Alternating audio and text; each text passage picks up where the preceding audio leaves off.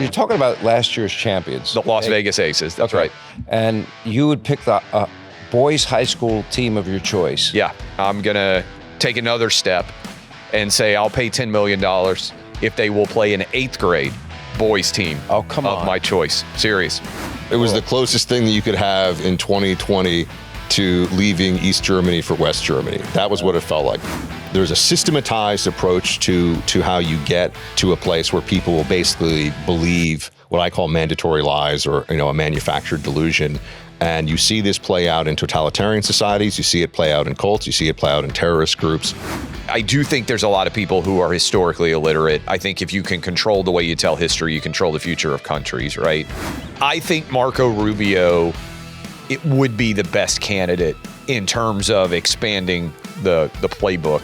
I think AOC is going to be on the ticket for the Democrats, 100%.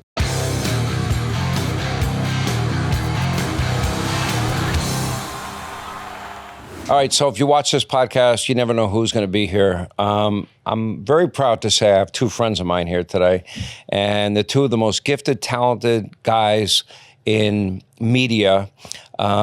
They have one of the most successful syndicated talk radio shows in the country. Travis, Buck Sexton. They're so different in real life, too. It's amazing, but it's a perfect combination. Both friends, thanks for hanging out. Welcome to the Man Cave. This is an awesome setup. Thanks for having us. Usually we're in different cities, so you brought us together. Notice I have Matthew Tkachuk's jersey there. Very cool. Okay. Then that was his jersey when he played and won the gold. And there I have that one. And then, of course, back there, the Panthers gave me that. That's really awesome. That's pretty cool, right? Yeah. And I have my Panthers sign back here, too, behind my head. You've got like a bit of a Patrick Swayze Roadhouse kind of vibe going. I like it. The exposed wood and the pool tables. I do mixed martial arts, so I can fight. And the You're the cooler. And by the way, you guys if are Clay offers me $10 million to fight him, I will fight him. I said the other day, I would probably, I was just using as example, arm wrestling. Yeah. Why would you not try to arm, even if somebody really strong, worst case scenario, they're not risking $10 million, right? Like the team or somebody else would put it up for them. They just stand to gain. Like what? We'll get into that. By the way, it's not a bet. You're offering if you will give them $10 million. Correct. They don't have to give you $10 million. Correct. All right. So now that we brought it up, we will go right to it. That's cool. We didn't talk to the WNBA for 15 seconds with Clay. So here we go. Let's do it. WNBA. Well, first of all, how stupid is the WNBA? They can't define a woman. Yeah. So first of all, I don't know that Buck would have bought in. I wouldn't have bought in. People cannot get enough of this story. It's crazy. And I think the reason why is it's much like the cancel Thanksgiving Francesca Hong thing. Yeah. We were talking off air. Iran's complicated. Buck was a CIA analyst. Like, there's all sorts of. By the way, his background is sick. Yes. Your background is really insane. He's like a real life, Jack Ryan. Yeah, exactly. Except he drives like Miss Daisy, but we'll get into that. Some of us care about safety, Sean. Some of us care about safety. I guess it's not him. Not me. This guy, I have to tell him, like, you're going like 100, right? He's like, yeah, like the 55. I'm a little bit impatient. By the way, my S-Plaid Tesla will beat whatever car you got. I got a Tesla now too. He's selling me on it. S-Plaid? I have a Model Y, and then I have a Range. He says, Sean, not happening. S-Plaid is the car. You got the high one, but my boys are driving it, so I didn't want to get them the best Tesla because I thought that was showing off too much for them. 0 to 60, 1.9. It's unbelievable. He tells me after he gets this car. By the way, I told him that you told me this when I saw you, and you're like, "This is the best car I've ever owned." He says, "If I don't get one as my next car, I'm crazy." And this is the most. You let it self-drive? Z06 with a Z07 pack. The first year it came out. Great car. Do you let it self-drive you, or do you drive it yourself most of the time? Kidding. Yeah, of course I do at times. Yeah. I mean, I love the self-drive. So I've got teenage boys. Yeah. And you guys know teenage boys are morons. And so the safest thing you can do, I really do believe this, is get a Tesla. They still need to learn how to drive, but the self-drive aspect of it is so much better than a 16-year-old boy. See if they really did use it. That's right. Yeah. So I'm obsessed with it. I didn't even know that. I'm obsessed with it. Well, he will love it when he gets it because he doesn't like to drive. I don't really like to drive. I take Waymos. I live in Miami Beach, and they just did the Waymo thing. I love it. I get in there. It's like, there's like a nice, it's like, hello, Buck. And it's at the perfect temperature. And it's got my like easy listening music going. And I just go back and it just takes you. And it's amazing. There's none of those, the smelly tree they always have in the car, different versions of it. It smells horrible. Never has that. Waymo, I'm telling you. And I think the new self-driving stuff with Tesla is going to be amazing. Master the new car smell that you always want. Yeah. They never have. They have, you can buy them, but they don't ever work. I think that we've talked about this on the show, but I do think that it's going to be revolutionary to see what self-driving cars are capable of. It's crazy. Every day they get better. I have an 11-year-old, and he asked me the other day in the Tesla, he said, Dad, do you think by the time I'm 16, people will still be driving like they do now? I think the answer is for a ton of people, no. For an elderly, no way. It's going to revolutionize. We're trying, some of our audience, obviously there's like it's like with you, Sean, there's the digital audience, which tends to skew a little younger. And then you've got the talk radio audience, which tends to skew a little bit more seasoned, a little bit more salt and pepper in the hair.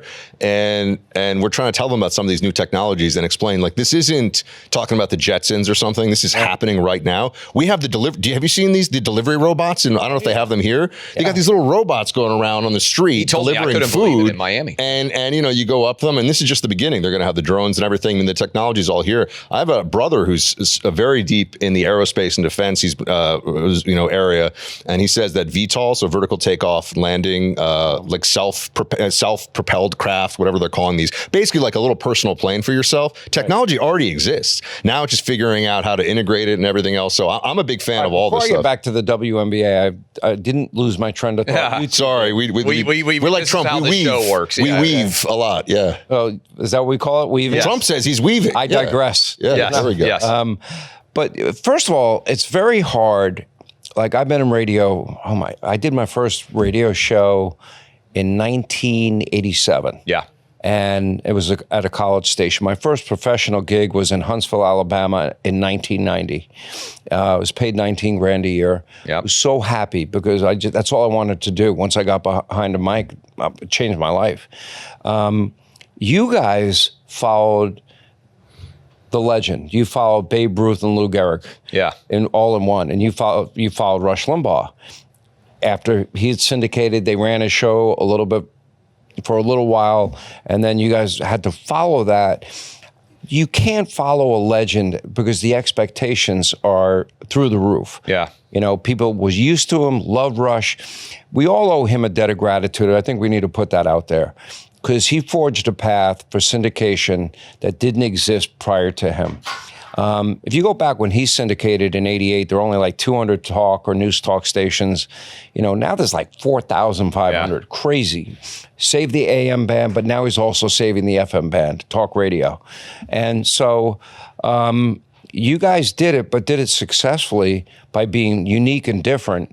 And never trying to be him, which I thought was a really smart strategy. We approached it with a lot of obvious and due humility from the very beginning, saying, and we had a line, which I think is part tongue-in-cheek, but also true, that no one can fill Rush's shoes, so they put me in one and Clay in the other, and we just do the best we can every day for the audience. Mm-hmm. And we really serve, the audience and do it in the house that Rush built. So we're always aware of that. We told them that from the very beginning.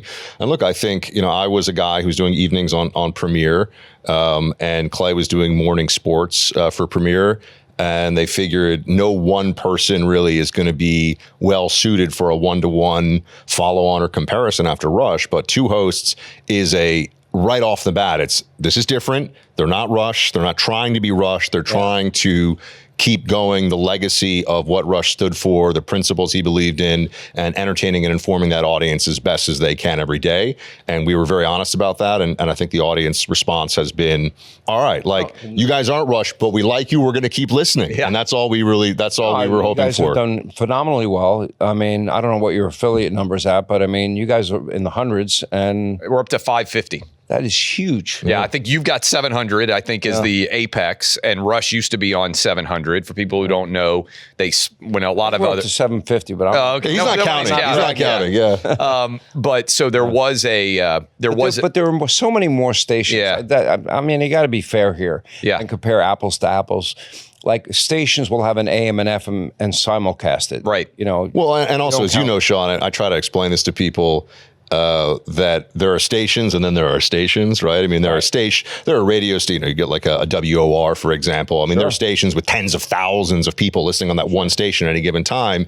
Maybe even 100, 150,000. Yeah. We lead in for people who don't know to Sean's show on most parts of the country. But our station in Houston's a huge station. I mean, there's some of these places where you have these massive stations, and then you have a station that you're counting on your list that's got, you think 50 people? I don't know. I mean, there's some really small radio stations out there too. So I really don't want to give it all away, but Rush said basically the top 50 markets matter the most. Oh yeah. Because in terms of concentration, potential audience, demographic area, all that. And of course, digital has changed everything, as you know, as we're sitting here on your lovely digital podcast. No, well, I do this because I like it. It's different than what I do on radio. I get to hang out with people, get to know them more deeply, do topics that I'll never do on my radio or TV show. Like I'm fascinated with, UAP. I'm fascinated with the mob. I'm fascinated. I had Kathy Lee Gifford here, and she's had a lot of health issues. And she said, for a while, I was thinking about going home to God. I wanted God to take me home. I'm like, holy shit. Yeah. It's stuff like that you don't have time for in a radio format or a TV format. You both have, what the time frame is. You got short blocks. You got to move. Yeah. I mean, the way I would put it is we are reacting to 24 hours. Nobody's watching anything after 24, listening after 24 or 48 hours. Hopefully, a year from now, somebody might come across this video and enjoy it just as much as somebody who watched it in the last 24 hours. So there's a durability to it that's a bit different. Like there's stories about you that I know that I'm not allowed to bring up on this podcast. Well, that's always the case with Clay, by the way, just so you know. We had a childhood friend. Did he win? He won, right? Congress? Yeah. We had a childhood friend of Clay's. First of all, he knows a childhood friend of mine very well. He's friends with a childhood friend of mine through mutual friends. Clay's childhood friend ran for Congress. And what do you think the first thing is? I'm like, what was this guy like growing up? And what was he like growing up? I was 5 years old. We played Little League Baseball together, and he just won to get elected out of Tennessee to Congress. So that's kind of a weird and wacky thing to have somebody that you grew up with basically as long as you can remember. He did say Clay was a great sports commentator, but he would not have him bat cleanup, if you know what I'm saying. His swing was not huge. There's a reason I talk about sports and don't make a living playing sports. For over 2 decades, my friends at the Tunnel to Towers Foundation, they have been there for our fallen and catastrophically injured first responders, military, Gold Star families, now all born from the tragedy 25 years ago of 9/11/01. Tunnel to Towers, they have been there for those that put their lives on the line for their country, their communities. They provide mortgage-free homes to Gold Star and fallen first responder families, people with young children. They build specifically adapted smart homes for catastrophically injured vets and first responders. And the foundation also offers scholarships and college and trade school programs for the children of Gold Star families, fallen first responders, and of course, catastrophically injured vets. Now, the Tunnel to Towers Foundation, they are also committed to eradicating veterans' homelessness and helping America, that means all of us, never forget what happened on September 11th, 9/11 related illnesses. Look, join us, learn more about the foundation's mission, their impact, and how you can support those that sacrificed everything for us and help support our nation's heroes. Go to their website, the letter T, number 2, letter T.org. Letter T, number 2, letter T.org. Tunnel to Towers Foundation. I did not know your CBS background or the story behind Outkick, which you've now sold. Yes. And it's interesting. You have a completely different background. You were in the Intel community for a long time. I mean, your background's fascinating. Your book, I got to pull my Manufacturing Delusion? Well, no, because I've studied this topic myself. And when I had you on my radio show to talk about your book, I was like, wow, I have been studying this for a long period of time. And it's called, Manufacturing Delusion. How the left is brainwashing, indoctrinating, and propagandizing. And I had read years ago a synthesis of Russian mind control techniques. And people think it's bullshit. People think hypnosis is bullshit. People think that, we talk about, you send your kid to school and they get indoctrinated. Yeah, they do. These professors put pressure on them, and the kids have to regurgitate back what they're taught. Why don't you give your background, and then I'll get Clay's background, and explain all of that, and I'll tell you why I believe it. Sure. So in the CIA, and first of all, when I went to the CIA, I mean, now, how many years ago? All these people, gosh, I got recruited by the agency in 2004. I started beginning of 05, and I left in 11. So we're going back 20 years. But I came right out of college, but I was studying Arabic before 9/11 happened. So I was in this cohort of people who were college students who already had an interest in that. Ask a question. Why were you studying Arabic? I just honestly an intellectual exercise. I just thought it was. I really thought it would be a. By the way, I speak like nothing. I could like order, I could order like a chicken kebab maybe and write that out if you ask me. But that's about it. But at the time, I mean, you learn it, but it's kind of a use it or lose it thing. And the thing about the Middle East was I recognized there'd be a lot of instability, and honestly, I thought like maybe there'd be some business and down the line opportunities. It was just kind of an interest, and then all of a sudden 9/11 happens, and then I got pulled into some Mideast think tanks and Council on Foreign Relations, and already the conspiracy theorists like I knew it, Council on Foreign Relations, and then CIA. But that was actually the pathway that I did.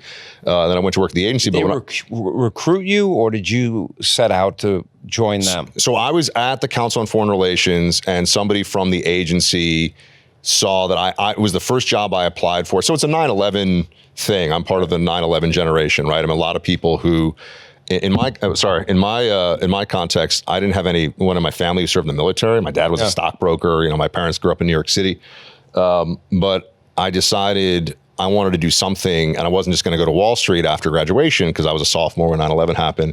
And honestly, I just read the Tom Clancy books, Sean, which I loved. I mean, I just like Tom Clancy and Michael Crichton. Those were my stacks when I was a kid. I read a lot of them too. Yeah, I mean, you couldn't put them down, right? And this is before social media and everything. To have a book they were as engrossing as those were at the time. And so the Jack Ryan character is basically it was the beginning of the idea to join the CIA after 9/11. I was like, well, I could do that.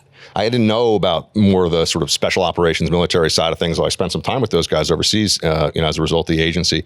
But I went to work at the CIA, and then, you get into counterintelligence and you get into information operations and all this stuff. And some of it's training and some of it's seeing what the enemy does and opposition does. And the whole case of what we dealt with in the Middle East was a tremendous amount of what really is brainwashing, mind control. I mean, think about this. How do you convince somebody who grows up, say, in the United Kingdom to strap a suicide vest on and go blow themselves up in a marketplace in Mosul? Explain it. Explain what that means. Well, there's a whole breakdown and a processing that you put people through. And depending on, so there's different frameworks. One of the ones I use in the book is menticide. And it's confusion and degradation are two of the principles of menticide. And this goes back to a World War II era counter propagandist, if you will, is working against the Nazis.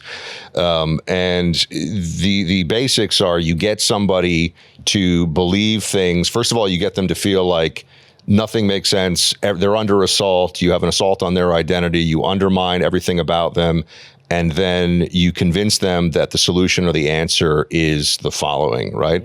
And this is a process that you can see either played out through a very high level or institutional approach, something like a North Korea, or an individual can go through a brainwashing menticide. It's really the same thing. The Chinese called it thought control in the Maoist revolution. Right. We call it brainwashing comes from the Chinese, but it actually is thought reform. So I said thought control, thought reform in the Chinese communist approach to it. And it's essentially they break you down and they rewrite things. And the confusion and degradation component of it is to say a lot of things constantly that aren't true, and then to attack and undermine the beliefs of what you think had been true, and then they start to flip these things and wire them. I mean, that's a short, there's a reason the book's 240 pages. But a harder question. I mean, how is it that a guy like Hitler can motivate people, to go out and kill innocent people? They go to work every day and they murder people. And then you go home and eat dinner with your family and you don't think twice about what you just did? Yeah, I mean, mass manipulation and using the emotion of crowds as a tool is something that has obviously existed for as long as there's been human civilization or entities, societies. But when you add mass media into it, we're here on microphones, we're talking about radio before we even discussed this. that allows you to reach so many more people simultaneously and play on the emotions of crowds, not just that are physically gathered, but that can be present through the medium of a microphone, a television screen, and now, of course, internet as well. And there's a systematized approach to how you get to a place where people will basically believe what I call mandatory lies, or a manufactured delusion. And you see this play out in totalitarian societies. You see it play out in cults. You see it play out in terrorist groups. And I became familiar with it from the terrorist group side of things. And people have different, they'll use sort of different terminology. And that's one of the things in the book. I get into these different pathways or versions of it. But it really is getting people to question everything they believe, getting them to start to say lies even if they don't believe them, degrade them, isolate them, and then mobilize and either jihadize or fear also. If you can play into people's fears, you can get them and manipulate them to do what they want. Like, for example, have you ever gone to see a hypnotist, in other words, perform on stage? Mm-hmm. Okay, that's real. You can do that. I've tried to do it, and I've done it successfully. Really? Uh-huh. Who did you hypnotize? Ainsley? A friend. No. Well, there's no other reason. And good point. Like, for example, they'll look for susceptible people in the crowd. Yeah. And, people that seem like lost in their head are more susceptible. People that are not very conscious or very aware people. And the first thing they'll do is you come up. They're not asking you to come up. They're telling you. Yeah. Process begins already. All right, take off your watch, take off your ring. They're already giving you commands. It already starts. It's not asking. You're telling. You're getting them to follow their voice. Now, this is on just a small basis. This is not mass indoctrination or mass hypnosis.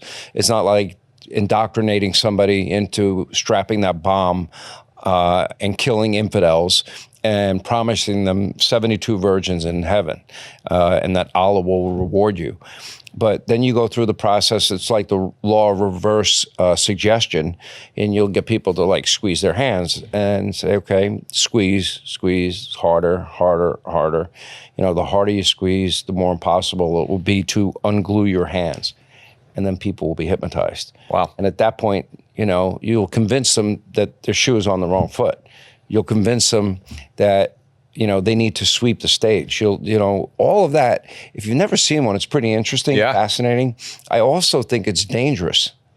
This is the thing. You did it at this high level, which fascinates me because you're talking about whole societies that are brainwashed, indoctrinated, and I think our kids are being indoctrinated into the socialism, which we'll get into in a little bit too. Well, one of the tactics that comes up in a brainwashing or a menticidal process is forced confession. You mentioned fear, by the way. Yeah. Fear is absolutely, because fear, that's always a part of it, especially in a totalitarian society, the fear not only against you, but against your family members. And there are things that does to the brain. I mean, there are specific processes that when you play on fear, I call it forced phobia, is the chapter in the book on this. When you play on that, you can begin that, you can do the breakdown and then the rewiring process, right? Because fear becomes this way to sort of take over in somebody's mind. But, one of the things we did in the book, and one of the things that Clay and I talk about on the show, is the ways that these different, we call them now race communists, which I think is actually a very apt term for it, but these totalitarians in our own society, they'll do things and you'll say, hold on a second. Forced confession, for example. Mm-hmm. In Maoist China, they would have people that they knew didn't do a thing. They'd come in, they'd beat them, of course, for days and all this stuff. Fear, right? Forced phobia. And then they would say, you have to apologize. You have to tell us all the treason you did. And finally, after days of no sleep, whenever you start writing this stuff, and you think, all right, well, now they'll leave me alone. And then they come in, they beat you more. And they say, this is crap. You didn't do this. Try it again. They make you do it 10 times until eventually you've done it so many times that they believe that you start to believe it yourself because of the pressure that you're under. And they force that confession because it undermines your ability to understand what is true and what is not at a very baseline level. Look at land acknowledgements. Look at confessing your white privilege. They have people go through these processes of confession because then it's looking for the absolution, of course, which is what the ideology is going to provide. What the hell did you do when you were in the CIA? Because, it can neither confirm nor deny, Sean, All right, let's be honest. hearing loss is something that a lot of people out there don't want to talk about. I've been on radio like 30 plus years, more than I want to count, and I do have some hearing loss, unfortunately. It can be frustrating, even embarrassing. Maybe you turn the TV up too loud, you drive the rest of the family crazy, or maybe you're in a restaurant, you're asking people to repeat themselves again and again, or maybe nodding along in a conversation when you didn't quite hear what was said. But for too long, a lot of people felt like hearing aids made them look old. Everything's changed. Audien is changing that by making hearing aids modern, discreet, and actually kind of cool again. They have a sleek design that it looks like, to be honest, headphones more than old-fashioned hearing aids. And by the way, they're making them very affordable as well. Audien was founded by 3 grandsons who wanted to help their grandparents hear better. How cool is that? So instead of costing thousands, Audien, guess what? Their hearing aids start just $98. No prescription, no huge markup. You order online, they ship it to your door, and you can start hearing better right now, right away. Audien helps you be connected once again with those you care about, your family, and by the way, not having to say, what, every 2 minutes. Over 1.5 million Americans now use Audien every day, and they love it. Get your hearing back at audienhearing.com. That's audienhearing, one word.com. What was the basic part of your job? And we're not forgetting Clay here. We're gonna... we got to talk about the WNBA. Clay's going to flip out. This is all so serious. I know. Sorry. I was like, I thought we were going to be drinking scotch. Women are not that good at basketball compared to men. And Sean sees me. He's like, did Clay really say something about the First Amendment? I'm like, yeah. Topic. You wrote the book. No. I appreciate it. I think we're living through it now. We absolutely are. But that was why I wrote it. I mean, this is why I talked to of course, COVID, which we haven't even talked about, was a huge example of this, whether it's the conditioning, Pavlovian conditioning, which I get into the book, the menticital aspects of COVID, all these different signaling of things. If you get the shot, you'll never get COVID. Yeah. Right, of course. If you get the shot, you won't be able to transmit. You wear a mask. Yeah. Wear a mask. All of the above. All the bullshit. No, we are living through a time when you see a lot of this. And I mean, look, you see this even with the rise of some conspiracy theorists on the right, who everything is an opportunity now to create a cabal of true believers, and borrowing from a famous. What you're saying is Israel's fault. Well, no, this is always the. I mean, if the Israelis were so good at all of these things of manipulating everybody, I don't think Israel would have to fight as much and have all the problems that it does. Exactly. I mean, as we have pointed out, Mamdani wouldn't be elected as mayor of New York City. They'd at least be able to get a mayor. But you're seeing a level of craziness now, because I think that people. The internet has always had these amazing upsides and also these real risks. And part of it is the radicalization that's possible with people to find cohorts of others who think like they do in the most absurd, obtuse, and really kind of deranged and dangerous ways. Well, let me ask Clay this question. Were you feeling the pressure like I was feeling the pressure during COVID, that people were really putting heat on me to tell people what to do? Yeah. And I'm like, I'm not a doctor. I don't know anything about, I have millions of people that listen, and I'm supposed to tell them what to do. I know nothing about their health, whether they have pre-existing conditions, comorbidities. I don't know any of it. And you want me to give medical advice, and I'm not a medical doctor. I'm like, wrong. You got the wrong guy. I'm not telling you what to do. Yeah, the pressure that I felt was I was doing a sports show at the time. Yeah. There was no sports in March, April, May, or June. Imagine you're doing 3 hours a day of a sports talk radio show. And I just couldn't shut up when Gavin Newsom is taking rims off of basketball hoops outdoors, when he's arresting paddleboarders, dumb. When he's filling in skate parks with sand. And I'm supposed to go on, and all my listeners early in the morning still had to work. Right? Yeah. You have to go deliver Cokes to gas stations, and you still have to go out and do all of the manual physical labor jobs. Those guys didn't get to sit home and watch Netflix and kick back and eat Pringles, right? And so the frustration, and then you layer it on with kids are not in school, and we all know, especially I think about teenage boys, some teenage girls, particularly teenage boys, they stay in school so they can play a sport. And then you yank away their father figure, coach, or their guidance counselor who's got them on the right path, and you send them home and say, get on the Zoom. And I'm still furious about it. So I felt that pressure. Both my kids were athletes. And I was the bad guy. I was the guy who said, hey, maybe football is more dangerous. Like, you give me an option, COVID or try to catch a pass over the middle with a linebacker waiting to deck you. I'll take COVID over trying to catch a pass in a football game. And so, look, they wanted to extract everybody's ability to make a living by targeting people who said, I'm not sure about this. And I saw it so clearly through sports. And it's honestly why I'm so committed to building media outlets, why I was glad I had Outkick, but why I think we need more independent media outlets, because the bigger you get, the harder it is to push back about whatever consensus opinion is. Why do you say that? Because all big companies in some way are working together, even if they're competing, right? Google, Apple, you want to run through all the big companies out there that have media assets, Amazon. Yes, they compete, but they're all so intertwined in so many different ways. And the executives are all seeing each other on a regular basis because they're all billionaires. Rupert, I think, had a great line, and I still think it's even more true today. Beware the praise of elites as the foundation of how he built Fox, because it's very easy when you start to have success to get chummy with a lot of people who hate you. And if you're chummy with people who hate you, they will lead you astray. And so I think it's hard to be truly independent because you end up with so many interlocking connections across the upper echelons. And sometimes I think that's why the upstart, the renegade, the brigand out there who's outside of the mainstream is able to have success. Because I used to have a buddy who said, it's a lot harder to criticize coaches when you know them all. Yeah. Right? Sometimes it's easier to just be the random guy out there who doesn't know the families, doesn't know the kids, doesn't know everybody, and you're more objective in some ways than when you're super connected. You got your start really in the sports world. I didn't know you worked for CBS. Back in the day. Period.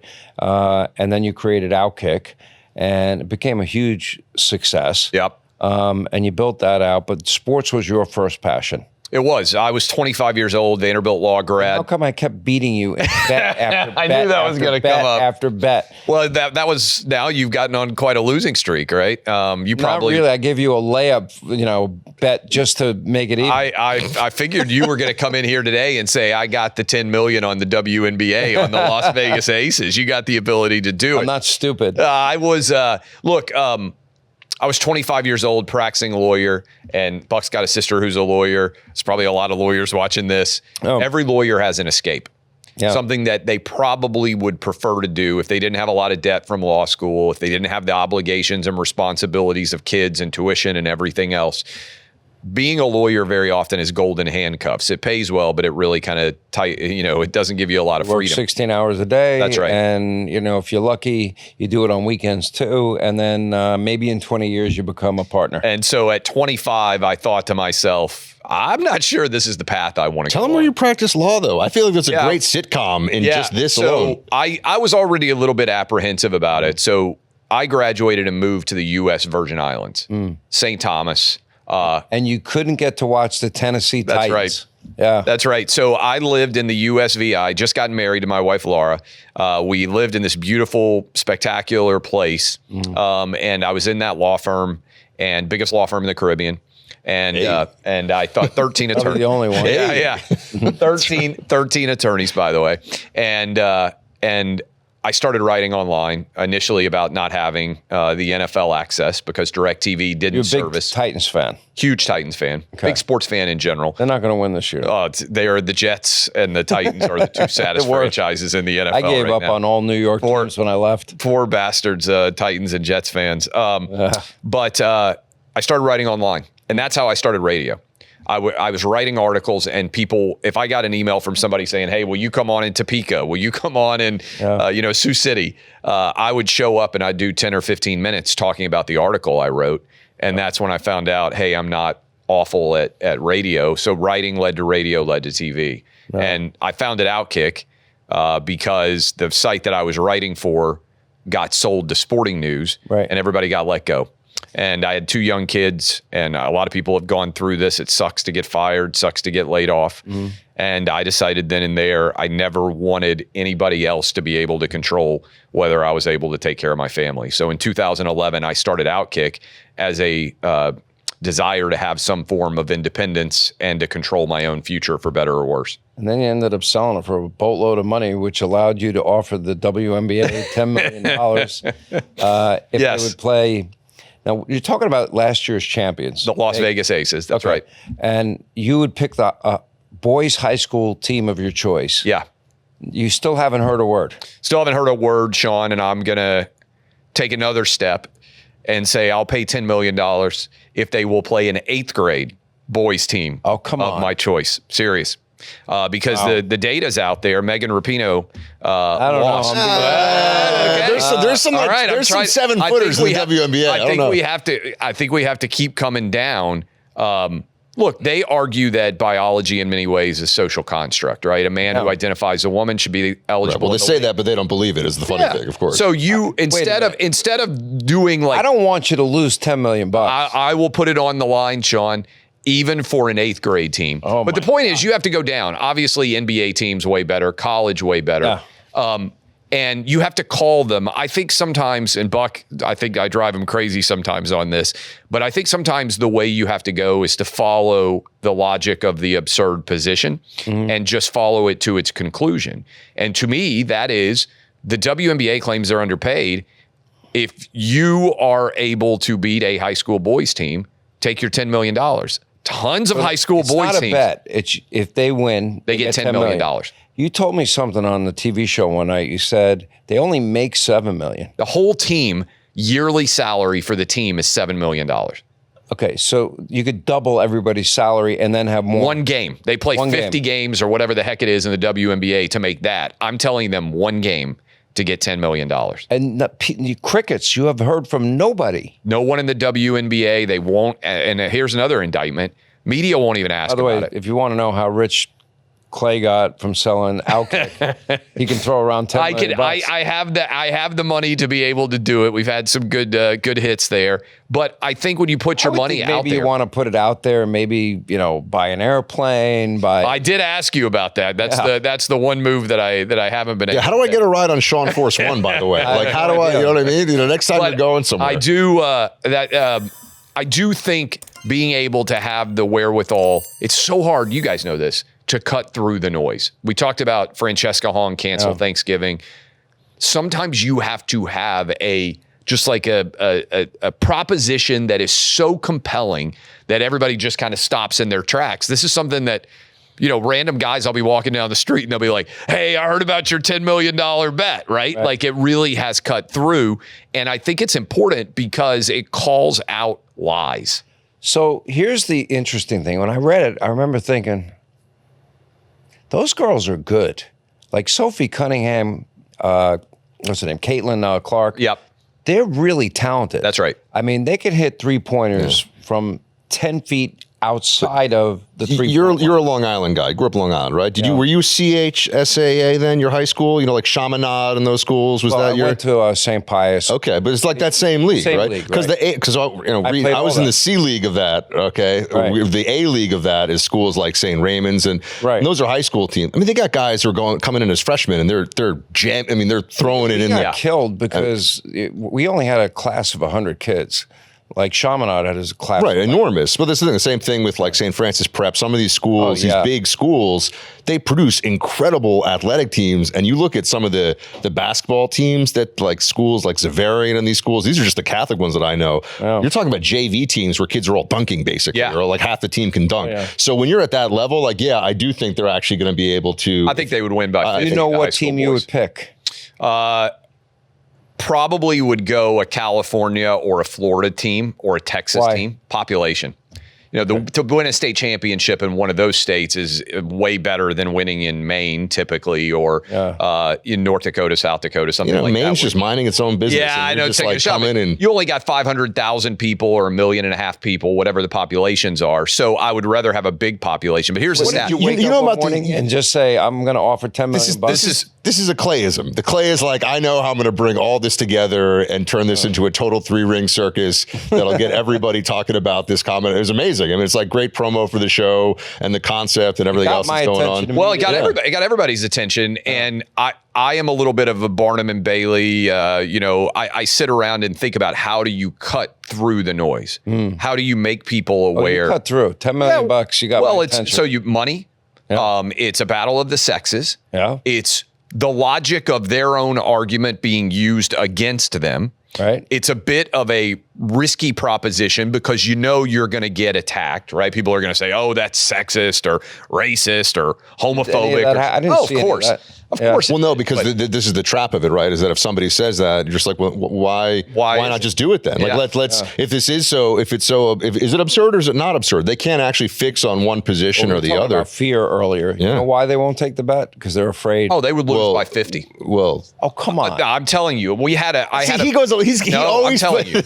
So this is like a dynamic of the show. He always goes a little too far. Your point is why he's made bad bets again. Oh man, your point is accurate that they are very talented from a skill position, right? If they stand at a 3-point line and shoot, be way better at shooting than the three of us. Okay, right? No, free 10 throws, feet behind, way back, almost half court. They would watch Caitlin Clark. Boom, boom. They would be boom. infinitely nothing better, but net. Boom. But they can't move like the men can move. I believe every top 25 women's college basketball team, best women in college, they would lose to 5 guys on the football team in a matchup. So here's we talk about this. It's just raw the U.S. women's soccer team. Even though they can shoot from that far out. But see, Sean, here's an example. Here's an example that actually happened. Watch how little they jump on their jump shot. This isn't. They don't get very high. Yeah, this isn't theoretical. The U.S. women's national team for soccer is arguably the best in the world for women at that level, right? And they have played U15 or U16 U15 U15 just in Dallas and got smoked like 7-2 in soccer. Now those women are very skilled at soccer. They're going to be very. But yeah. So there's precedent. They for this. lost to just under 15. I know your son is a legit, or I don't know. Your son's a legit tennis player, right? Play tennis. You have 2 sons or one? That's it. I have one son, one daughter. One son, one daughter. So I know your son's a tennis player. I mean, you could ask him as a male college tennis player, he would be able to probably beat up to the top 100 women in the world just by being like a solid men's college tennis player. Well, his back is shot, unfortunately. I'm saying at his peak. But my daughter, was a 5-star, would have been a blue chip recruit, but COVID came in, and every college was trying to recruit her, and when she was in college, it was either take the shot, take the boost, or don't play. Yeah. Don't play. You're not on the team. I mean, so they monstrous. There were so many instances of, not to divert attention, of myocarditis, especially for of course, athletes, high-performing athletes, D1 athletes, professional athletes who didn't need the shot at all. The whole thing was absurd. And you remember Sean Djokovic, they were Kyrie Irving, and Aaron Rodgers all got destroyed for refusing to do something that was smart. They were making people work out with masks on. Remember this? People were on the treadmill running. This mask is the dumbest thing I've ever seen. Basketball in masks on the court. So, by the way, Fauci, I know Fauci recently has gotten his comeuppance a bit. People want him to go to prison. I'm like, look, he's so old. He's not going to go to prison. If he doesn't, it won't be very long anyway. But at least the legacy now really is in tatters. What he think if he gets convicted in this state, Florida, he's going to jail. Oh, you mean if the AG, if they have it, But I'm saying on the federal stuff, obviously he's been pardoned. But the point is, what he did it's cruel. I mean, I still see people. Did you read Rand Paul's book about this? And yes, we had him on. We have him on all the time. Knew, of course. They knew. They were.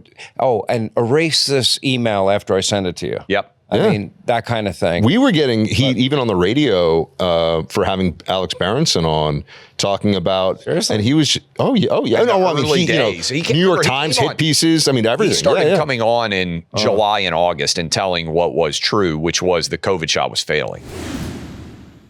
I want to tell you about trees.com. Now, trees.com, they are America's largest, most trusted online nursery. They have thousands of trees and plants and over 3 million happy customers. And they have all the plants that your yard, your home would ever need, including fruit trees, privacy trees, flowering trees, shrubs, houseplants, all grown with care, guaranteed to arrive at your house or business healthy. By the way, they're alive, they thrive. That's a guaranteed promise that your plants will arrive happy and healthy. Now, that you don't need a green thumb, just quality plants that you can count on. Also, you get ongoing support from trained plant experts who can help you plan your landscape, choose the right plants, learn how to care for those plants every step of the way. Now, you don't have to drive around nurseries or big garden centers, taking up your entire weekend, making your car a complete mess. No, trees.com, they deliver expert-grown plants with garden center quality right to your door in just a few days. Now, fast, easy, online ordering. You click, you order, you grow. It's that simple. More plants than you'll find anywhere else, including rare and very unique varieties. Now, support available 7 days a week. You can do it via email, chat, or phone. Right now, they have great deals going on. Planting essentials up to half off on select plants. And by the way, because you watch this podcast as a viewer, well, guess what? You get 20% off your purchase when you use the promo code HANGOUT when you check out. Now, that's an additional 20% off. Better plants, better growing at trees.com. Trees.com, promo code HANGOUT when you check out. Trees.com/hangout will also work. Now, it's a perfect time to plant. How about this? We'll grow together. Use Hangout to save today. Now, this offer is valid for a limited time. Terms, conditions, they apply. I wanted to sue the New York Times also. The New York Times, there were two articles written by two different people. One was like something to the effect, if my mother listened to Sean Hannity, she'd be dead. And the other one was, if my grandmother listened to Sean Hannity, she'd be dead. All Sean Hannity said was take it seriously. Yeah. Do your own research, talk to your doctor, take into account your medical condition, whether you have pre-existing conditions, comorbidities, and then make up your own mind. I can't make up your mind. But I did interview Robert Malone, who created the technology for the mRNA vaccine. Right. He said it wasn't ready. Yeah. He said only for older people. That's what we said on our show was our parents were over 75. Yeah. And I do think the risk It process for was them greater. was much more significant. Well, and it's like my parents say, should I get the flu shot? And there people say, maybe yes, maybe no, but maybe for old people it's worthwhile. And anyone who comes to me who says, I'm 30, I'm healthy, should I get the flu shot? I'm like, no. I mean, unless there's no basis for that. The risk profile doesn't line up. The odds of it, by the way, being the right They get it wrong year after, is greater than people But think. you know what you'll remember this, Sean, because you were still in New York at the time, or at least theoretically in New York at the time. You knew that the whole thing was a scam and was a sham when this is the most important thing in the world. If you don't listen to Fauci and all this, so I'm taking us to like June of 2020. If you don't do this, you're a horrible person. You're killing grandmothers. If you want to open up, if you're against lockdowns, all that stuff. And then the race communists are upset about George Floyd and they want to march in the streets. And the same health people that were the same ones. I mean the very same, because I was seeing them on Twitter and I was seeing them on TV who were saying, we can't have school open. You can't have a wedding. You can't do this. But we need to march against racism and policing in the streets right now. From then on, if you believed what they were saying, you were choosing to be a moron. You were choosing to live in a manufactured delusion. Gavin Newsom hanging out at the French Laundry? Of course. He didn't buy it. His kids allowed in-person learning, and the rest of California. Pelosi getting her hair done at the salon, London Breed partying in the nightclub when she's mayor of San Francisco. They all were frauds. The whole thing, it was a fraud. Remember when they were supposed to still be wearing masks in LA for the Super Bowl and all the celebrities they were showing on television? This is in February of 22. None of them were willing to wear masks. I'll also point out, this is where... You know what my favorite part of the mask is? I'd be driving my car and look over. Yeah. Somebody by alone in a themselves. car. Oh, yeah. And they'd be wearing a mask. I'm like, what is, you are really truly messed up. broken. You guys who had to live in New York and LA and big cities, we just didn't do COVID in my part of Tennessee. You didn't touch it. My gym was open by March of 2020, by May of 2020. My kids went back fully to school in August of 2020. people just didn't do it. When I walked, I've said this before, when I went into Buck's apartment in New York City, I said I would have gone insane if you had made me stay. And so many people bailed on New York City. But I like your analogy of you get on a plane, you come to Florida, and it's a different It was world. the closest thing that you could have in 2020 to leaving East Germany for West Germany. That was what it felt like. It felt like leaving a true totalitarian society. And people forget this now. There were National Guardsmen with, I assume, M4s or M16s with, empty magazines, standing at the airport collecting test and trace data on people when you arrive back in New York City. Like, what does the National Guard have to do with, why are they at the whole, it was just a show of government force so that people would comply, so that people would bend the knee and deal with all this madness. So, I mean, I have no, I think Fauci is one of the great villains of our time. I've never backed off that, and I've been saying that from the beginning. Okay, here's what we know they knew. And this was confirmed in Rand Paul's book, and now we have his personal phone, and then we have text messages from that phone. This is what we know. They knew early on that they likely paid for it. And what was it? NIH money went to the EcoHealth Alliance. They knew that they were giving money to the Wuhan Virology Lab. They knew that they were involved in coronavirus and gain-of-function research.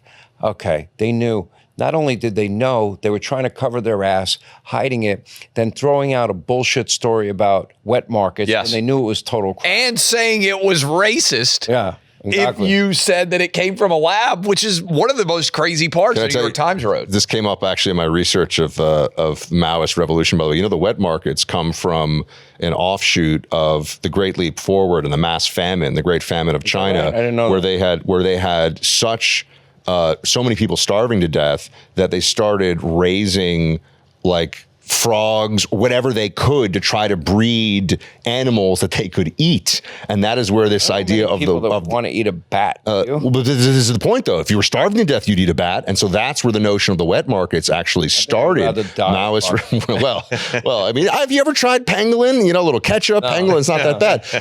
But I would say, Sean, the one thing you can get to these people. I mean, you can call them right after the show if you want to. We've got to get the president and some of his top people. They have to put out definitive information now from these agencies. Now, that has not happened yet. And this is the first. I know they're busy with a million things. I know we can talk about Iran and the border and immigrant, and there's a million things. I understand that. But we do have a CDC, and it's under Trump's watch now. We do have an NIH, and now we have a Trump appointee in charge. Where is the official, guys, we've crunched all the numbers on masking and lockdowns. Here is the reality of it, because I think if we hit a bad flu, this will sound insane, but people know, we have a bad flu season and a Democrat president in a decade or two, they're gonna run the same playbook of masking, probably not full lockdowns, but a lot of the craziness all over again. A lot of people still haven't quit. Every time I fly to New York, every time I fly to LA, I see people with masks on. And also, we live, our iHeart studios, just kind of summing it up. I remember the first time I came up to do the show. This was like in July of 21, after we had started in June. When you went up to New York. We went up to New York. Oh. Walked into our building in Midtown, hit the button to get on the elevator. There were 4 footprints. I was supposed to walk straight ahead and stare. Seriously, this was the footprints. Smart people were doing. You were supposed to walk straight ahead, stare at the wall, and then if you got in the first 2, only 4, straight in, stare at the wall. Next 2 looked the opposite direction to try and avoid COVID. Go ahead. Yeah. And then they also were enforcing you have to have a mask on when you walk into the restaurant. Crazy. And then you can take it off when you sit down and eat. I went to a restaurant in Midtown. I'll never forget this. It was like a little cafe in my neighborhood. And this was this is like a year into COVID, so it wasn't. I moved to Florida, honey. Where did my wife go? She's somewhere. We moved 2020. When did it? 22. So it's going on 4 years. It'll be 4. That's right. 4 years next month. So it'll be 4 years next month. Left a year after you. I mean, look, best decision. My wife's a born and raised Floridian, so that gives me a little street cred here. Because I tried to let the world know. I didn't really at the time, because part of me also, as somebody who was tough for, I have family that's still stuck in New York, and they're stuck in New York in part because nostalgia. I think that they'll always love the city no matter what the city does or becomes. Right. It's just kind of like where they are. But also, my sister's job. I mean, it's not always as easy. We're a long time to be able to pull it off with my family, and right. I mean, it's the circumstance. Why don't people leave some of these, whether it's Seattle or San Fran's actually apparently in an upswing now, but LA and some of these places that have seen big downturns in the last decade. Wait, everyone thinks it's 6 months in a day and you're in the clear. No. Bullshit. Oh, he was telling you, they come after him like crazy. Sean, I always tell people, it's like, if you want to get a sense of what government can do and how government can be efficient, try to leave New York for Florida and say you're a Florida resident and see how very efficient they are at tracking you by the day. The day. You have the app, right? Yeah, of course. Taxbird. Yes. Yeah. Of course I have it on my phone. No, I mean, I refuse to ever go there on a work day. Look, you're both into sports. I recently interviewed Jay Feely and Mark Teixeira. They're both running for Congress, good guys, friends of mine. And they would, if, for example, when Mark was with the Texas Rangers and he played the Yankees, he would have to pay taxes in New York for that day. The day, they chase him. Yeah, for sure. Any state that has a state income tax, they would get a bill from. Yeah, I mean, they'd have to pay it. You can see New York is more efficient than Dubai when it comes to writing you tickets for parking on the street. Did you hire accountants and lawyers like I did? Oh, I had a 2-year audit when I moved here. Yeah, of course. Okay. Oh, yeah, they had to do the whole thing, and they really came after me. They make you prove your innocence. Yes, you have to have mount a positive defense, basically, of let me prove to you that I actually, by the way, I actually did live in, I moved when I said I moved, everything came with me, my wife, boom. But as you know, people have no idea. It gets so crazy. My lawyers and accountants gave me a list, 80 some odd items that I had to do between extricating myself from New York and officially, homesteading, domicile, license plate, license, gun license. There are 10, I think it's 10, it might be 12, but 10 regional tax offices in New York State. Here. This is all they do is get people that are leaving. And because more than that, there are more agents that are down here in Florida that are with New York than there are in New York. I mean, they fund it very aggressively. And I was told, it's not if you will be spied on, when you are spied on. And you know that they'll even, if you have 2 residences, they'll do things, this is true, but anyone can check this. They'll do things like, where do you have most of your family pictures? Pictures, yeah. Do you have a country club membership in New York? Even if you're spending 8 months a year in Florida, New York sounds like that might be your real home. That's what they do. That's where your heart is. Yeah, exactly. That's what they try to. By the way, you're listening to this. I'm Tennessee man is like, you guys are nuts. I'm so glad that I'm a Tennessee resident and have been basically my entire I'm a life. Florida resident, but I do think what you guys are all describing is why I think COVID accelerated what I believe is going to be a major change in the country, which is the more successful you are in terms of income, the more frustrated you are at having to pay 15% in New York, California, Illinois. And there is a mass migration that continues, I think, to accelerate. But you have a great... No state income tax in Tennessee, none in Florida, none in Texas. Yeah. If I had to buy stock, if you could buy stock in states, I would buy Florida, I'd buy Texas, I'd buy Tennessee. I think that's the 3 best places to live for successful, individually driven people in America. I'm not sure. I think you were there. I had a quick conversation with the governor of South Carolina. Oh, really? McMaster, I think it was some years ago. Henry. And he's a charming Southern guy. And this is sort of during the COVID transition thing. And I remember I said, man, because I love South Carolina. Yeah. I love Charleston. I love great, beautiful place. I know a lot of people that love South Carolina. Yeah. Yes, very well for you. Oh, that's right. Yeah. I love South Carolina. I love Charleston and Savannah. Those were 2 places that I would consider. Yeah. I would have considered moving as a New Yorker to leave New York. Yeah. But once you see the state governance and the tax situation, and he knew, but he was like, "Oh, trust me, if I could get that." But he said, and it's true. Once you have one, you will never get rid of it. Yeah. It's impossible to get rid of that state income tax. And the numbers, I'm sure, in Florida. I'm sure you've talked about it on the show a million times. But just for everybody, Florida has 2 or 3 million more people than New York, and basically half of the budget of New York State. Oh, I'll give you the numbers. It's 9 million, less than 9 million in New York City. residents, and the budget is more than Florida. Well, as a whole state, right? But does They have the worst schools, the worst infrastructure, quality of life, all of it. It's all shit, and it's really gotten bad. Yeah. And I don't go back. I do not go back because I know that if you go back one day, they're coming after you. And here is the challenge, right, that continues is the people who actually pay for the existing government now are the most likely to leave. And that is why all of those dollars, we've talked about this, but I think it's so important. When somebody who's wealthy moves to a new community, the penumbra of jobs that they bring with them, Right. For kids going to private school all of a sudden, or even public school, the amount of people that you're employing, the restaurants, the bars, like all of your money that follows with you. Some of these guys are basically small economies by themselves. When you have Mamdani taunting Ken Griffin, he's moved to Miami, everything with him, hundreds of billions of dollars in lifetime. $6 billion that he was gonna invest in New York with him. Yes. And then all of the people around Wall him, Street it's South, crazy. which is from where you are in Miami to West Palm Beach, that area, every major bank, every private equity company, every investment firm, they're all here, and there are more employees here than are working on Wall Street. And that presence in New York goes down every single year. I think you've also seen, because COVID accelerated the remote work thing in a lot of ways and really proved that out. It proved it out certainly for media. It's why everybody can have home studios now, because we had to have home studios during COVID. But New York... By the way, your show had, thank God Fox has... studios here. They have a Miami studio saying yes. Miami bureau has a they have now a bureau right where I live. They had to write a letter, the whole thing. This is actually where I am based out of, the Miami iHeart office.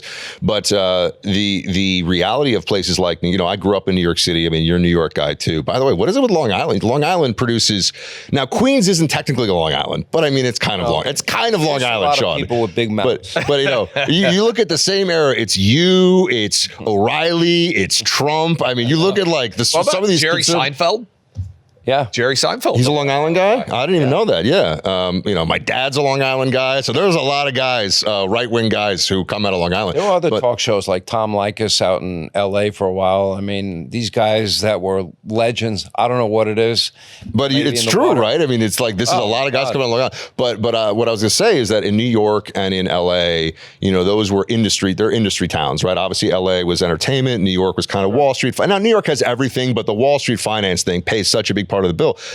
That's moving now. I mean, movies aren't being, to the degree they're being made, they're being filmed in Vancouver and Budapest. I mean, they're not being made, and this is actually really crazy how much it's deteriorated in Hollywood. Where I keep reading they're moving to? Nashville. Tennessee. Oh, yeah, of course. Well, he's openly advocating. Tell him I want Paramount to move to Nashville. I really do think culturally it would change a lot if a company like Paramount, which produces so many huge movies and television shows, Taylor Sheridan, was living in the Nashville world. I think they would surge, right? And so I think Nashville is, my argument for why Nashville works is it's like Hollywood was 50 years ago, right? In that people have a wide variety of opinions. Because the foundation of country music was there, you have an entertainment infrastructure that is in place. Right. But the goal is to appeal to large audiences in the middle part of the country, as opposed to just the intellectual elite that's in New York and LA. But you're making a good point. Why is it that Angel Studios does so well? Or I'm sure we've all watched The Chosen. Oh, yeah. I've watched the whole series many times. Why is it Yellowstone and all the spinoffs of Yellowstone? And, this is something we've been hammering on for a long time. Tulsa King. I wish I had the financial wherewithal to just create a media company that makes $10 million. That's a good start, honestly. That's a couple of episodes or something this day. But to really build a company that is designed to make nothing crazy, just the kind of movies that got made in the 80s and 90s. Yeah. The culture of the country has not shifted to such an extent that what worked in the 80s and 90s wouldn't creating. work. You want to create the next. We talk. Tell them. I don't want to tell them what you're gonna. You want the show. We both have talked about what shows need to be made. What is the show that you want more than any other to be made? I've been hammering. He's going to get it financed. Undaunted Courage, the Stephen Ambrose book about Lewis and Clark expedition. I love it. Do it. Make a multi-year, because it was a multi-year process of them going to the Pacific, make a truly well-done Lewis and Clark show that is done almost in that Game of Thrones style, because by which I mean just the money that you're spending on episodes are incredible. I've been hammering this for years. It would be the #1 show in America if it were done well.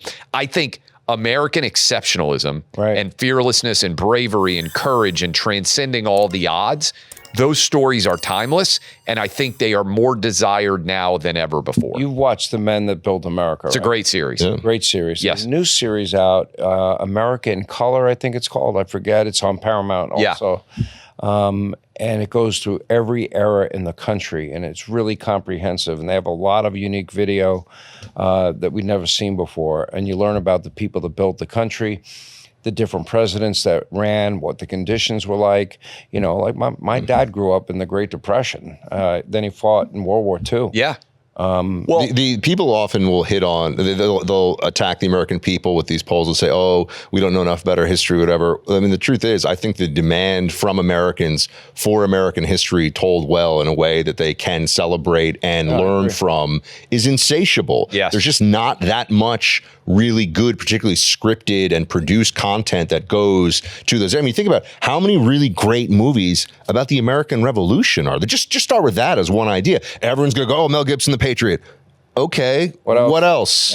You know what I mean? You sit there, you say, and you know. By the way, those are the movies I love. Of course, Braveheart, Gladiator. We've talked about this. So that's the peak. I think like the the 80s into the year 2000 was basically like the peak of all films and movies, and it was the dominant American art form. And the fact that has been lost is a shame. I mean, they can bring it back. We should all do it together. If we have look, money, I mean, I was going to say, Clay's got to write the check. I'll write the script. Clay can write the check. Here's what I would say in general why this matters. I do think there's a lot of people who are historically illiterate. I think if you can control the way you tell history, you control the future of countries, right? And of the world. Oh. But also, I think it just teaches you to be tougher.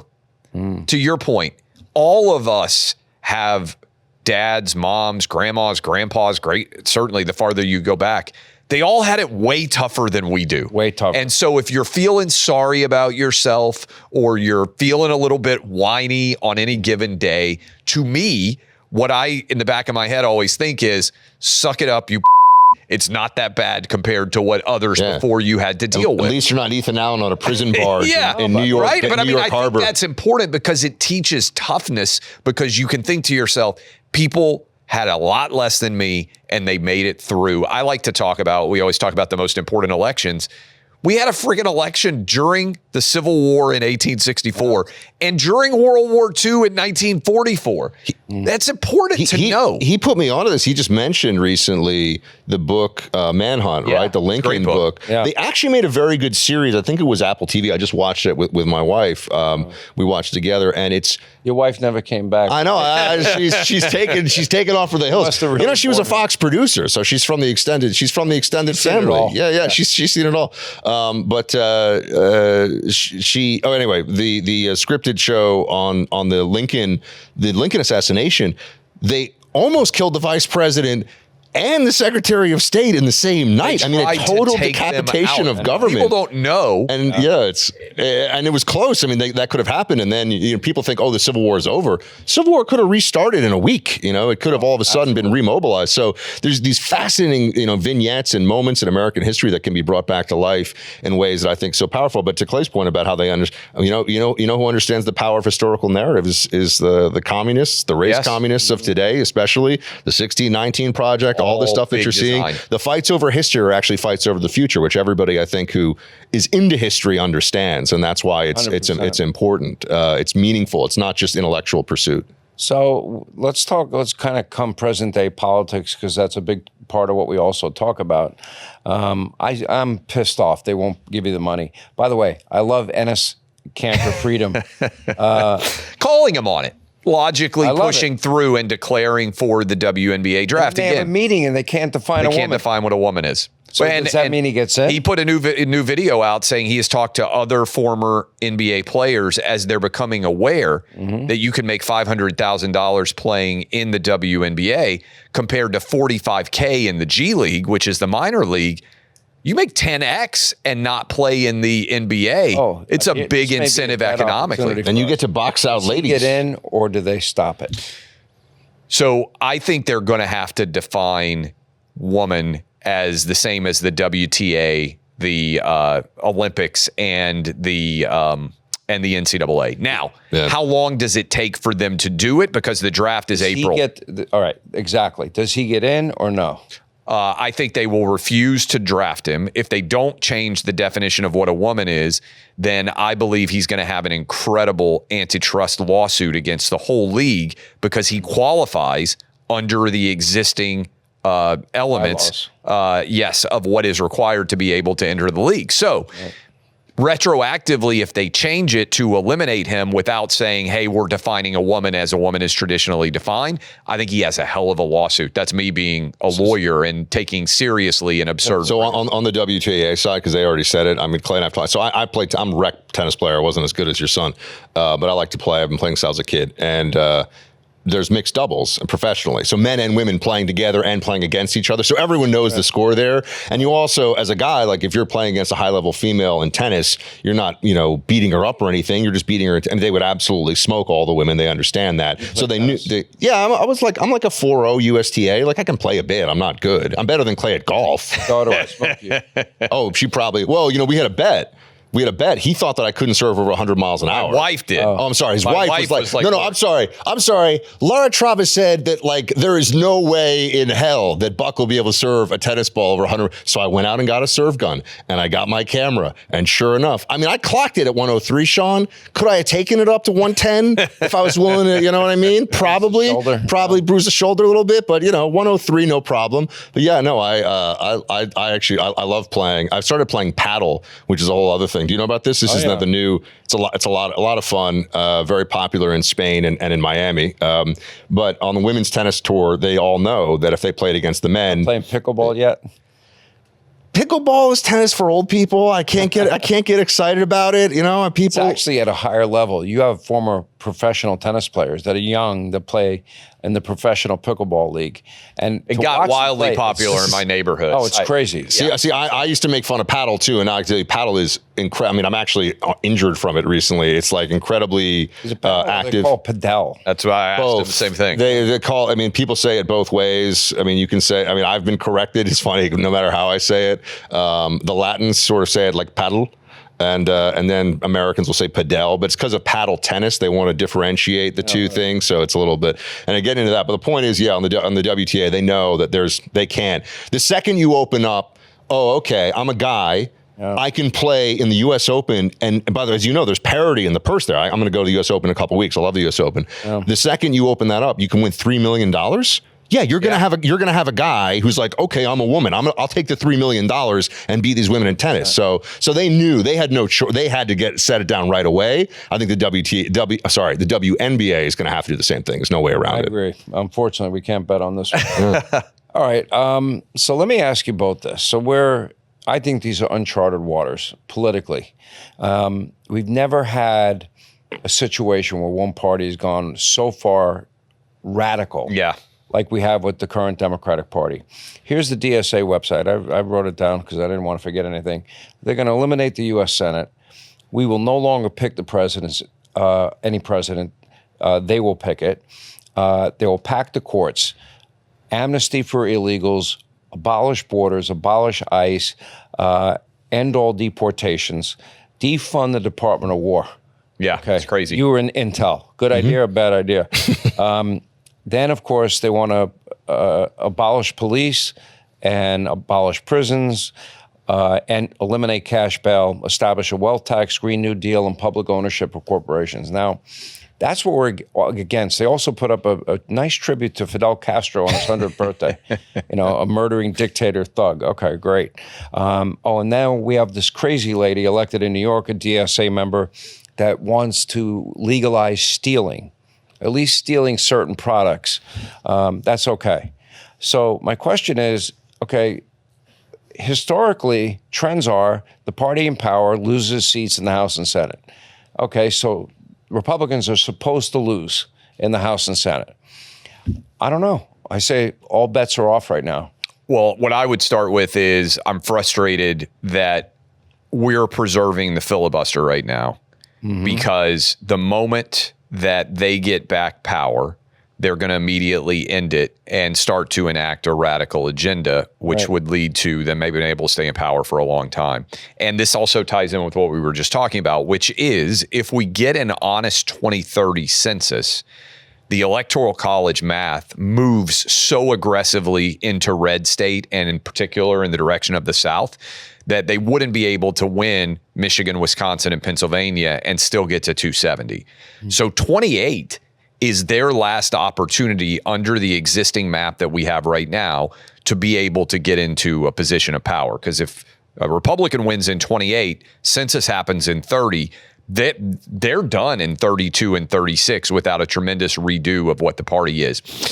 So my concern is that obviously means 2028 is for them a must-win election because the math doesn't work for them very well going forward. I'll ask you both if you have a favorite for 2028, but not yet. So that was so. Let's stay with the midterm. Sure. So he's the starry-eyed optimist of the duo, by the way, of this Ernie and Bert situation. This guy is the. I am. You're not optimistic at all. I am super pessimistic right now. Why? And it goes to the DSA, because think of it this way: there's no elected Democrats that'll take on the DSA. They're afraid of them. Chuck Schumer. No. The only one that will is John Fetterman. So okay. You have every other Democrat cowering to the DSA. They now have full control. Who runs the party? Bernie Sanders, Pocahontas, AOC, Mamdani, and So a few things that for me, I think, Sean, are why I'm concerned. I would say about where things are going for the midterms. You're talking about the midterm, and then going into 28. One is we often talk on the show about the reality of wealth, meaning for the American people, prosperity, wages, all that, and the perception of status. And how are you doing vis-a-vis your peers? And who's Elon's a trillionaire, but I'm having to pay high gas or high grocery prices. It's not fair. Housing prices are extremely high. There is an agitation that is very widespread out there right now among people who are feeling a pinch. Now, you can tell them that they have, and this is true, and we say this too, they have better medical care, better cars, better, than the richest person in America 50 years ago, than 30 years ago. You can tell them that. It doesn't matter. I know you like this kind of stuff, Sean. So there's a book by a guy named Crane Brinton, Anatomy of a Revolution. Yeah. And he looks at four different revolutions, the Russian Revolution, American Revolution, French Revolution. And one thread that goes through it all is, it's actually not when people are deprived that they are radicalized. It is when they believe they should have more. When you're truly deprived, when you're starving, when you're trying to feed yourself or you're trying to just deal with that deprivation. I think we have in America right now that is actually in material terms incredibly comfortable, but a lot of people believe that they should have, and it's social media plays into it, they should have more. I should have more. It should be easier. I should be getting ahead. And that class warfare, just to bring it all home, I think that plays out in a way that it's emotion over logic and reason. And in this midterm, a lot of people are going to say prices are still high. Trump hasn't done enough. Now you can say, what about all the Trump voters out there? I'm talking about the middle 5% of voters, right? That are the ones that make the difference in all these places. Yeah. They're transactional. And right now they feel like there are too many people making too much and they're not. And I could be totally wrong on this. I hope I am wrong on this. But I think back to 2018 when Trump was doing a great job. And the little issue in the back of everyone's minds was healthcare, apparently, and their healthcare costs, which of course was Obamacare's fault. But in 2018, no one put it at the feet of Obamacare. So, the Senate is look at the states, Alaska, Iowa, Michigan. I think we have a problem a little bit in Texas right now. I think it'll. You think that's real, by the way? You think the Talarico thing is real? You're worried about that? No. Once they spend money and people, that's really what we start to define him. That guy's preposterous. Yeah, they're going to say no to that crap. Yeah, I agree. Maine is another big one. Yeah. I'm not that optimistic about Georgia, worried about North Carolina as of now, but those are the states that are going to define who has control of the Senate. I think there are really 27 toss-up seats, and if you look at the high side, maybe 30. And, right now we easily get to, 210. Now we got to get to 218. Then you can get to maybe 225 on the outside shot. But I don't know how it's going to go. Just real quick, I was so 24, Sean, and he knows this because he's on the show with me. I was like, this is going to be, the Democrats are going to get, ever since the Joe debate, I'm like, they are toast. They're going to get their asses kicked. We're going to win everything. So I felt super. So I'm not always like, I'm worried about the midterm. That's all I'll say. I think you should be. I think there's reason to be at this point. I'll tell you this. I don't even know what will define the result has even happened yet. I think that's accurate because everybody, remember, it wasn't very long ago, Minneapolis is going to be the midterm. Nobody even talks about Minneapolis now. And so I think there will be something that happens in mid-September or early October that is catalyzing in one direction or the other. All right. So 2 predictions.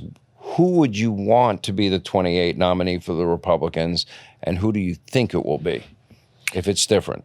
Oh, you're going to put us on the spot here. I think Marco Rubio, it would be the best candidate in terms of expanding the playbook in some way. He appeals to a broader base. And I think he is a little bit more seasoned. Yeah. He's had experience longer in the Senate.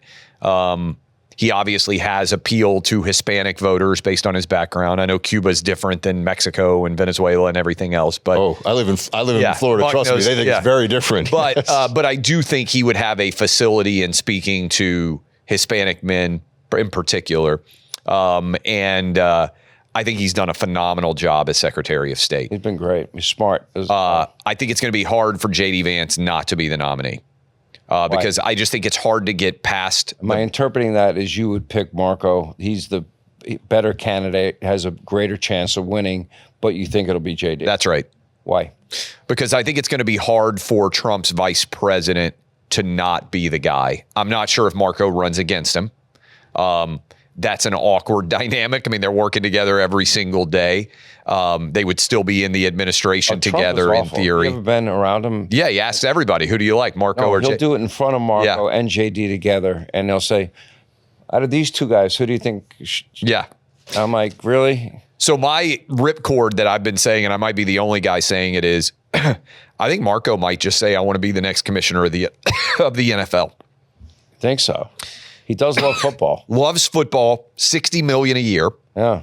Sit out the 28 cycle completely. I look. This is so. I don't want. I don't think. Sorry, Marco wants. I'm trying to help you because you're choking. I don't think Marco wants to be VP. No, I don't. They'll never run together. So I think that. I don't want to just piggyback on what Clay said. I usually like to argue with him, even though we agree on the big things. I like to try to, I think his analysis is correct on this one. So I would just take what you asked and tell you, if I could make a prediction here, I think AOC is going to be on the ticket for the Democrats. Okay. 100%. Stop right there, because that was my next question. Well, and I agree with you. By the way, he just totally dodged having to pick the toughest question out there. He's like, I like Marco and JD. I don't want to be. That was such. With your, but that's a good. That doesn't get clipped. That doesn't get clipped and go on social media. I'm going to be invited to the JD White House. Fair enough. Who do you want, and who do you think's going to get it? You mean on the GOP side? Yeah, I mean, look, I think what Clay said is true. I think that Marco is more likely to win for all the reasons that he said, and I think that JD is next in line. I think it's really hard to get around that, and I think that Marco also, he's young, so is JD. There's no rush for them. They're not in the Bernie Sanders camp, right? So in terms of age, so they can look at this where I think JD has to take up the mantle next. I think Marco might realize that 28 is going to be. It's also just a human psychology thing too. Hope and change, as much as we mock that and everything else, it worked. People are like, oh, something different. Someone different will fix the things that I want fixed, even if history and logic and everything shows that not to be true. So I think 28, the Democrats have a huge win at their back. It's a post-Trump era. You don't have the Trump-only voter that we know. They call into our show. They're like, I'll only vote for Trump. You know, over to me. They call into your show. I mean, I listen to your show. I've heard it. Trump is their guy. Somebody else is not going to be their guy. I think 28 is going to be hard. And I think this class warfare thing, I think AI and the massive productivity gains and the fact that, Sean, that, the stock market, I believe, might, have some kind of a correction, but it's going to keep going up overall because the system has to have it keep going up, especially if we're $40 trillion in debt. We're going to keep printing. So there's going to be more and more wealth generation that happens, and people are going to feel like they're not getting their piece of it. It has to be a correction. Well, no, I know. But as I'm saying, it'll be like 15 or 20%, maybe 30%, but it'll eventually get back. I'm not a doomsayer about the markets, right? Because America is the greatest wealth creation machine in the history of the world. But I think that people feel like they're not getting their, again, status versus wealth. I think people feel like their neighbors, or not really their neighbors, that's actually not true. The people they see on TV, the people they see on social media, they're doing so well, and I still have 2 roommates, or I still have to pay this amount of money for food. Oh, we'll take all your stress away. We're going to give you we'll even have a babysitter if you want to have date night, and guaranteed government job, guaranteed government wage, guaranteed government healthy food, guaranteed retirement, guaranteed childcare. I mean, public schools, government schools do so well now. Why wouldn't you give them more? Well, and when you have the first, by the way, the Soviets were huge on childcare too, and also degendering people and getting women into the factories and into the workforce as soon as possible. This is a true thing. They wanted national childcare for everybody, so they can make everybody go to the factories. AOC, or the AOC ticket that I see, whether she's at the top, I think she's more likely to be a VP. You're saying you think AOC will be on the ticket, not the top of the ticket? I think she'll be I think it's possible she could end up as the Democrat nominee for president. I actually do believe that. On the top of the ticket. That's bold. AOC's your pick. You know what, Sean? I've seen you two bet. I'm gonna go with Sean. I say she's top of the ticket. I think AOC could very well be the nominee. She's the front runner now. She's the front runner on Poly Market. I think Kalshi also has. Yeah, people keep saying, "Oh, she's so radical." She actually has been toning down the sort of crazier things just for public consumption. Crazy. She's going to play that game. Barack Obama was like the most liberal senator in the United States Senate, and he became the Democrat nominee. It's about story. We didn't know at the time, but I'm pretty convinced it's true now. When she went on the Fight the Oligarchy tour with Bernie in their private jet, when they went on that tour, I think that was the moment Bernie was handing the mantle to her. Yes, for sure. That's right. And she has the Bernie apparatus behind her entirely. And just real quickly, we do this every day, but when you have people talking about trillion-dollar companies and trillion-dollar wealth individuals, why can't we fund universally? Like the human inclination for people that feel stressed and angry about their financial situation is going to get. She's got one problem, though. Did you ever hear that answer? The answer? Yeah, oh yeah. Okay, we all played about Taiwan. She doesn't know anything. And she had no answer. She didn't know anything about it. Now, that doesn't mean she couldn't become a student in the next year or so and cram all this stuff in her head and learn a lot and be able to answer any question. If she really wants to run, she should be doing that now. Why are you smiling? Well, because I know how Buck's going to react to this. Kamala's going to be. Nah, I'll take that. I'm looking right into the camera. Kamala's going to be the nominee. You pick the number. You guys do a steak bet. You do a steak bet, but you got to have a photo of the guy eating the steak. I'm giving you good odds, by the way, because I think Kamala is only 10% right now. Okay. I'm going to give you the case. All right. I think the Democrat Party has not wiped out identity politics. Okay. The DSA is getting a lot of attention right now, but I think the 2028 Democrat primary will be entirely based on identity politics. Kamala Harris is going to be the black woman. She'll be black again. The black woman until she needs to appeal to the Asian community. It wouldn't matter that AOC is a minority. I don't think so, and I'll tell you why. So I think that Kamala will be playing I'm a black woman, and I had to take over for the old white guy who wasn't ready. I only got, what'd she title her book? You read it. 100 days or whatever it was. 107 days. Yeah, 107 days. They threw her into the campaign. Her argument is going to be she didn't get enough time to make the case, and she had to make the case that wasn't her own. Anyone ever hear her talk? I get it. I'm with you on this. He's crazy. She was having to make the case for the old white guy who put her in a tough spot. All right. First primary state, South Carolina. Can't do an interview. Clay. I don't know that she needs to. South Carolina is the first primary state. James Clyburn. He's going to endorse. He will decide. He was going to endorse Kamala. Why do you think Kamala over AOC? Because AOC. James Clyburn is smart. He's very, very astute. I would not underestimate him. AOC, I don't think, is going to have the same appeal with black women that Kamala is, because Kamala is going to run her entire campaign on Won't matter in a general. I'm a black she woman. wins the primary. She'll win South Carolina. If you look at the calendar, Nevada, I believe, is next. New Mexico is also in the first 6. Michigan and Virginia. Virginia is the last one, I believe, of the first 6. Michigan is in that mix if I didn't mention it. I think they're going to split a bunch of different, I can see Gavin Newsom and AOC, because of the Bernie connection, really battling in Nevada to win the second state. I suspect that AOC will probably do decent in New Mexico, large Hispanic population. I think the Hispanic versus black actually will play out for AOC in this identity politics laden Democrat Party. And to me, the person with the most reliable base is black women for Kamala, because I don't see anybody else that's stepping into that arena who's going to challenge her for black women. So if I believe identity politics is going to be the overarching theme of that campaign, which I think it will be, whose identity group is the most committed to them? Wife just left again. I know, honey. Where are you going? Say hi to Sean. He didn't. I was trying to tell him that you're here, that you exist. I know. Clay, so I think we have. We're just kidding, honey. It's okay. With Clay, you have 100 people waiting for you to give a speech about your book in 5 minutes. You understand that, right? How far away are we? Speech? Yeah, he's got a book event in 5 minutes. Last question. What happens to Gavin? You want to start? So I said that I thought Gavin was actually going to, so I can't back away from this. I thought Gavin was actually going to be the top of the ticket and AOC would be the vice. That's kind of what I've been thinking. No way. But I just don't know that they've run, every time they run a woman at the top of the ticket, they lose. And I know Democrats, I think that's a huge problem for them. Internal debate that they're going to have. I think Gavin's done. I don't think he has the base.